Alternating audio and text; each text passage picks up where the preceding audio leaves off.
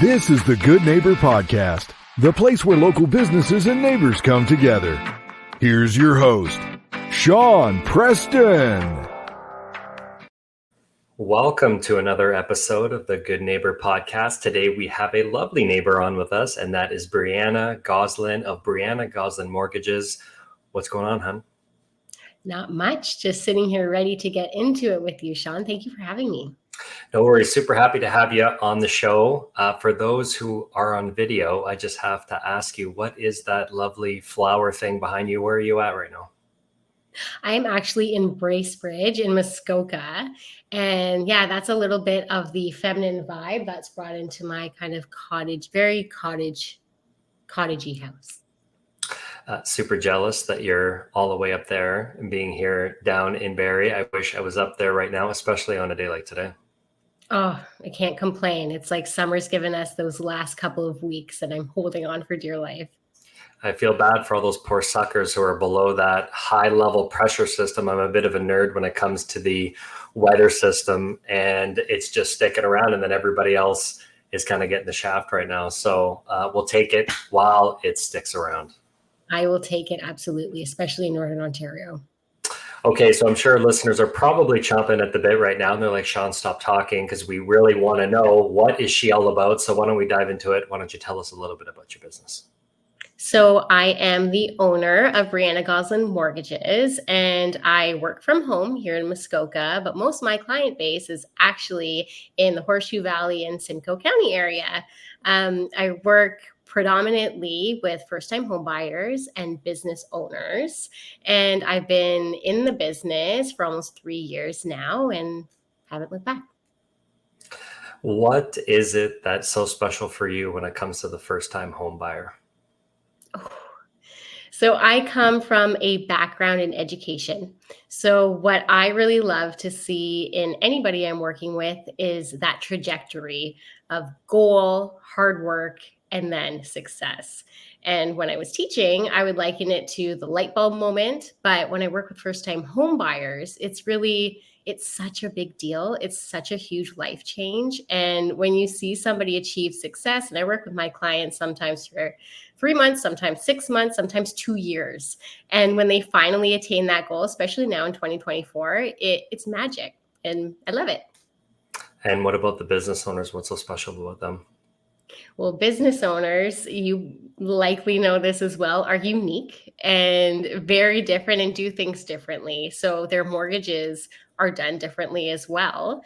I am actually married to a tax accountant who has a massive amount of business owners that he works with. And when I first began in the business, I started to see that they have these needs that can't be filled by walking into a branch because they have unique finances and need unique solutions. So I really love to both delve into the mind of a business owner and the finances because they are so different from a regular salaried employee.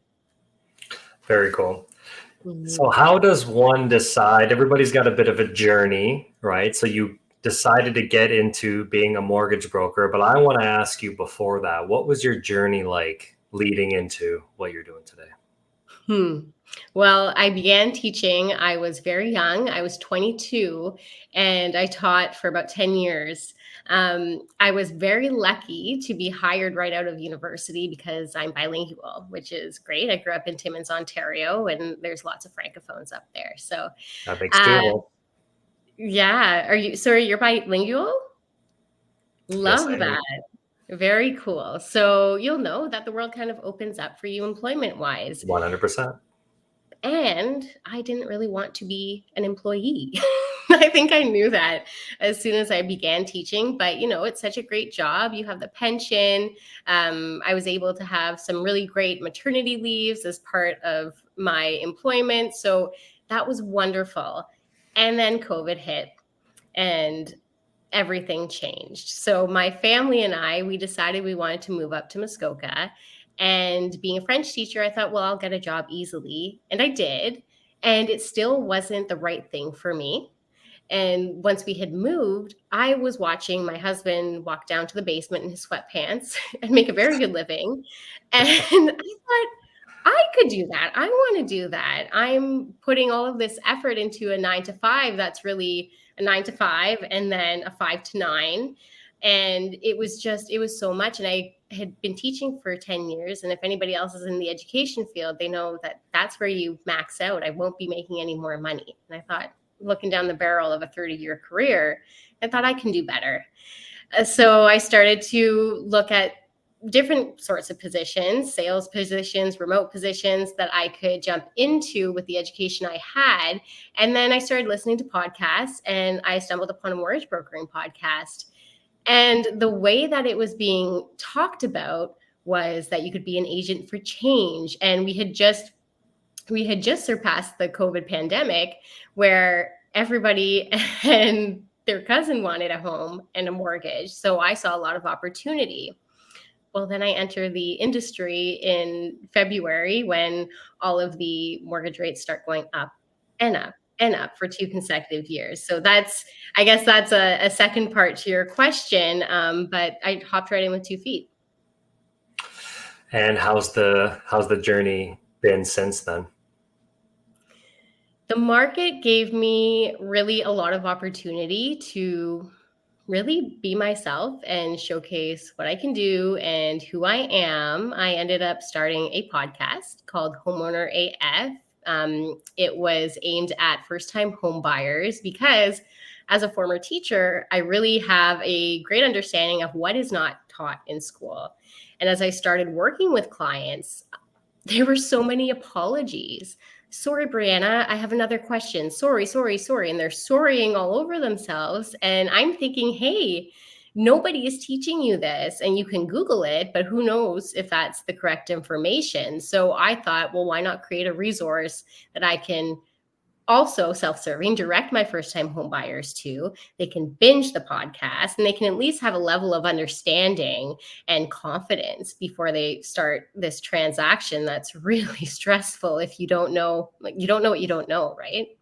No, 100%. I mean, education is the biggest thing in today's day and age. You can go down any rabbit hole on the internet to try to find what you want. You can get misled. And so people who are experts in their field, people who take the time to dedicate and learn from that, and then represent that information across platforms that are trusted platforms and be that source of knowledge and information goes a long way. When somebody's looking for a product or service and they don't know information and you're able to guide them, not only are they getting themselves educated from and through that process, but they're also getting a lot of other benefits from that person having a better experience, making that transition better for them for whatever they're buying, or whatever services that they're intaking from that perspective. Exactly. Mm-hmm. Are there any myths, any misconceptions you hear from a lot of clients out there in the mortgage world these days? I'll mention a couple. So when I first entered into the industry, I heard from a lot of friends and family, well, you're not like a regular mortgage broker. And I said, well, I'm not a regular mortgage agent. I'm a cool mortgage agent. That's a Mean Girls reference. But I had a sense that people were not friendly to the industry. But I have actually had the complete opposite experience. I've entered the industry, and I think if you have a positive perspective, you tend to attract positivity, right? And my experience has been both with my referral partners, like accountants and realtors and financial advisors, and also with my colleagues, other mortgage agents, mortgage brokers, heads of brokerages. It's so collaborative, and it's been so wonderful to have all these people who come from different walks of life, different businesses. We're all our own business owner, who are all trying to do the same thing to qualify clients to be able to purchase properties. And there's been such a spirit of sharing in the industry, in my experience, which I have absolutely loved, very much like education, actually. And so the misconception that no other broker will want to work with you, or that it's very hard to make friends in the industry, I found that to be a complete misconception. Then from the client side, I've received Yeah, I've received some comments about, well, brokers, they just want to make the sale.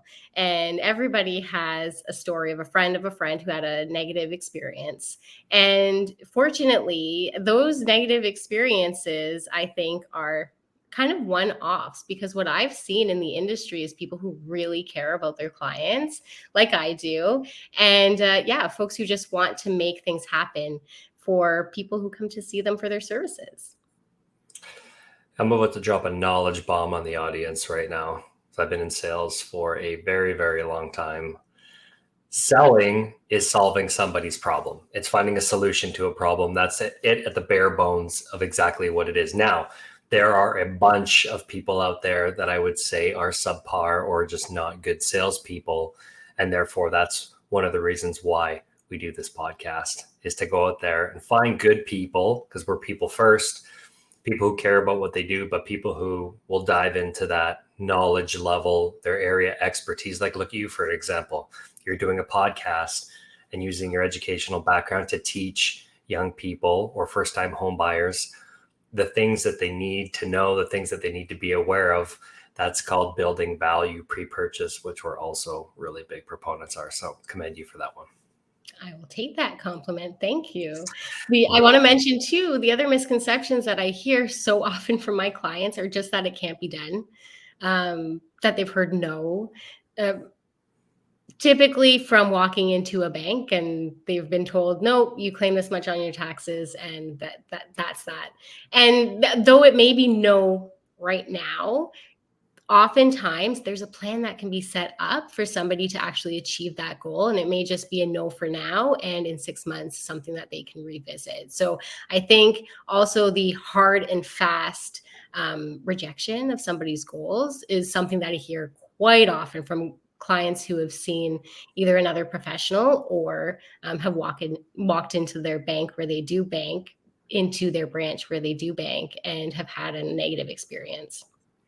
Yeah, it all depends on who you're working with, right? And what's out there. Like, it doesn't have to be the big banks. There's other banks that will offer rates. Then there's private lenders that will offer rates as well. There's lots of flexibility as long as you're going to the right source to be able to have those connections and hook you what you need, depending on what the solution is to their problem, right? Mm-hmm. And it's also an industry in flux. I mean, real estate, it changes from day to day. Regulations change from day to day. We just had some great news come out from the Liberal government that's really going to help first-time home buyers. So really, it's an ongoing process, and things are forever changing. So it doesn't hurt to check back in if you did hear it out. Oh, totally. I've always had this thing where I used to call it a balance, right? You're balancing your work life, but a balance is never equal. So I like to call it a harmony. You're fine, especially when you're a business owner.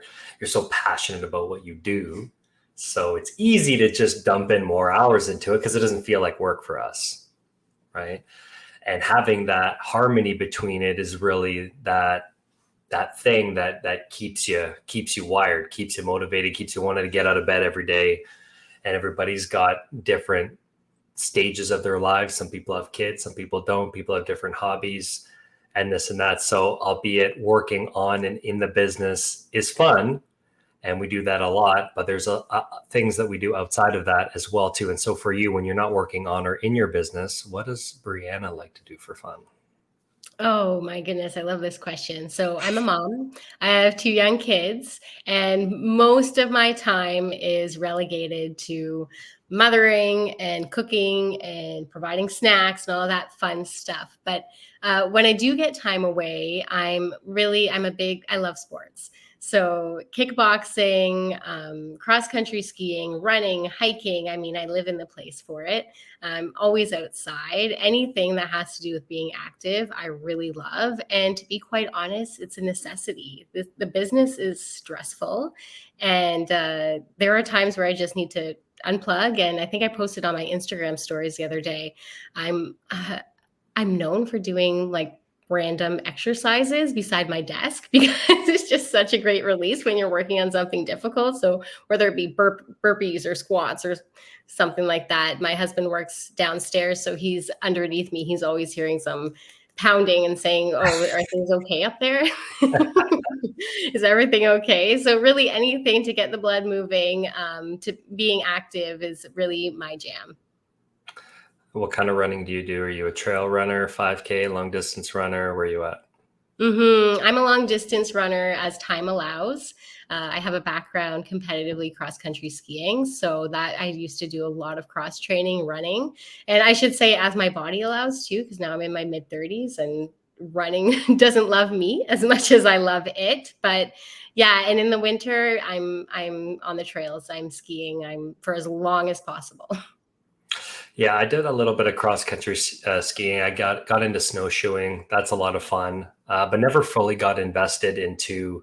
Like I never knew anybody that was in my inner circle, a friend or a family member that did that. But having some experience in snowshoeing, like going through the trails when like the snow, especially that sticky stuff when it sticks to all the trees, like such a beautiful atmosphere. And then you're sweating up buckets, but you're intaking the cold air. It's like a great experience. It's given me the opportunity to see so much of Canada and so much of the untouched parts of Canada, because when you're cross country skiing, there's no snowmobiles allowed on the trails. There's no cars. There's nothing except for my favorite part is when we get a huge dumping of snow and the snow is really heavy on those tree branches and it just insulates everything and it's so quiet but also so bright that, yeah, that's my thing. I just love that. That's heaven for me. Is your husband into sports too? He is. He lets me give him some pointers when we're cross country skiing. He's faster than me on foot, but on skis cannot catch me, which I will hold on to forever and ever. Very nice. Do you guys watch any sports together, or is that the extent of the sports realm for you guys? That's the extent once kids have come. He's more of a hockey guy. I like to watch basketball, but that's been a couple of years since I've been really into watching any type of sport because it's mostly, whatever the kids want to throw on before bedtime. Yeah. How old are your kids? 5 and 7. 5 and 7, boys, girls, combo? Girls, 2 wonderful girls, but we've got the rambunctiousness and we've got the imagination. We have, I like to say, the best of both worlds in our household. Nice. So he's outnumbered, eh? Poor guy. Very much so. Very much so, and happily, I think. Oh, yeah. We've got 2 dogs. I have a fiance now and a stepdaughter. She just turned 18. So I'm outnumbered. But if you count the dogs, I'm not outnumbered. What kind of dogs do you have, Sean? I got a 3.5-year-old Australian Shepherd. His name is Jax, and he's supposed to be like Aussies are like, like kind of like a border collie. They're supposed to be like 40, 45 pounds. That's what my breeder said. Like his mom was 40 pounds, his dad was 44, and then he turned out to be like 67. And he got a little fat, so he got into like the 74. Now he's down, probably hovering in that 70 range. He's just this big lug, and he thinks he's the Chihuahua, which is the other one. We have a 5-year-old Chihuahua named Rambo, and he thinks that he's the big dog. They're vice versa, right? So the big one wants to be up on your lap, and he's just too big, and he runs like a furnace, so he can only be on you for so long before you start sweating. But great characters. We love them. And well loved. I'm a big dog girl. We had a 150-pound Mastiff German Shepherd mix who passed away in the spring. But he was also a cuddler who ran very hot, and at times just need to push him off. Yeah, my dog Jax, I took him backcountry camping for the first time. This is about 1.5 years ago now. And he's just a natural. So anytime we want to go, I don't have to worry about him. He doesn't go anywhere. And he's just like, he belongs out there, so we can camp, we can do our thing. He keeps an eye out for what's going on. He's the protector of the pack, and but he's got a gentle soul. So love them both, Yeah, we do a lot of portaging as a family, and that would be ideal. A dog who sticks around, who maybe is not 150 pounds in the canoe, but I love it. I've never, so I went on my first ever portaging experience in Algonquin this year. We did a 4-day trek. I have a map. I went with Jeff, co-host of the show, and he was supposed to calculate how many kilometers we actually did, because some of those were their back and then their back. It was like 14 football fields one way, right? So we did like 4 or 5 of those, like throughout the course of the trip, and you get your smaller ones and everything like that. I'd love to bring my dog on something like that. I just, with all the gear that we brought, there's no room. There's so many bags. Packing is an art. Yeah, absolutely. When we go, my husband plans everything. It's a one time where I kind of shut off and I say, just tell me to go. That's always load nice. me up like a pack mule and I'll go. And yeah, it's great. I love it. Oh, phenomenal. So in life, we decide to pick our path, right? Everybody picks their path in life, and we walk that path. And sometimes life decides it wants to get in the way. It'll throw things at us. It'll throw life challenges, hardships, obstacles. Sometimes there's tragedies involved. Some people experience more of these than others, and all of those facets. I've always been fascinated at human beings, their ability to be able to move past this, right? To have a mindset, seeing the glass half full, holding on to hope, silver linings that come out of these things, because we don't really have a choice. Life moves on. Time is always ticking. We have to move past these things. And sometimes it's just the pain of going through that. We grow as human beings.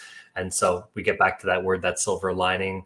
If you're looking at it the right way, even though some things can be difficult to go through, or there's a tragedy, we can oftentimes try to pull those positives from there. And so I wanted to ask if you've ever experienced a hardship in your life, a life challenge that you've experienced. Maybe you overcame it, maybe it made you better, maybe it made you stronger, maybe you took some silver linings from it. Absolutely. So in actually the COVID pandemic was something I was teaching at the time. And that was a real bomb that was put into my world. I had a 6-month-old at home when the pandemic started, and I was on maternity leave. And I actually decided to go back to work early because we were all online, which I thought was a good decision. And then learned that this whole online teaching was completely different from what I had been used to. And I'm a French teacher.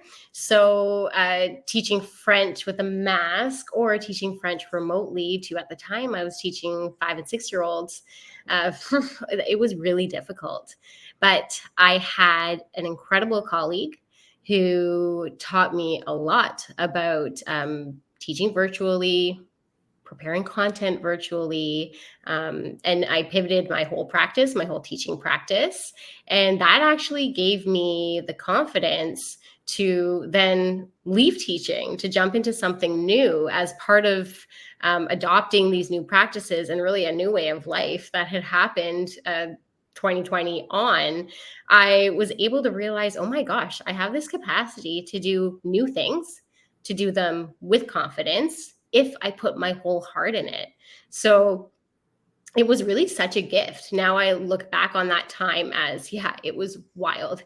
It was crazy. I was in a room and my kids were on the other side of the door and I was trying not to listen to them, but I was changing things for the other children in whose living room I was in. And it was uncomfortable. I think the largest thing is that I got really comfortable with being uncomfortable.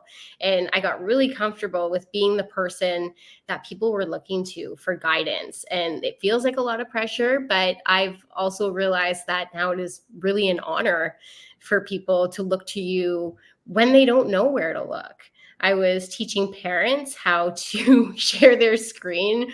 I was talking people through issues and problems and roadblocks that I didn't think I would ever encounter as an elementary French teacher.